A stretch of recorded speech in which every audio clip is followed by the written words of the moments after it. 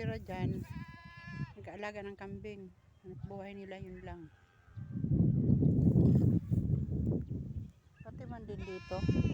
Yun ang mga kambing. Oh. Yan, daming kambing. Oh. Yan.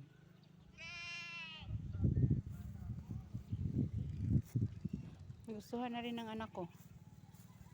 Kasi mahangin dito. Taba. Dalawahin yung katawan ko, sabi nila.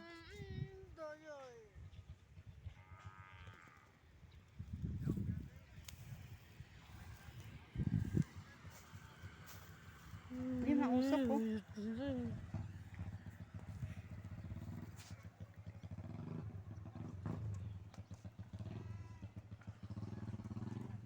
Yan, may lamig na siya. May lamig na ng hangin. Mamalo pa. Anong gusto mo? Uwi ka na? Para! O tara, bitbitin mo na yan. Tara, uwi na tayo. Tara. Tara, uwi na tayo. Tara.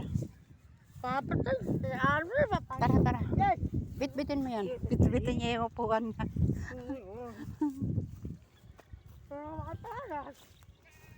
Nabuboring siya sa loob ng bahay. So, isasakay mo sa tricycle. Natatakot na yung may-ari ng tricycle. Kasi ang taba niya. Paano isasakay yan? Baka ma-flat. Matulas ko na naman. Yan, dyan lang kami nakatira.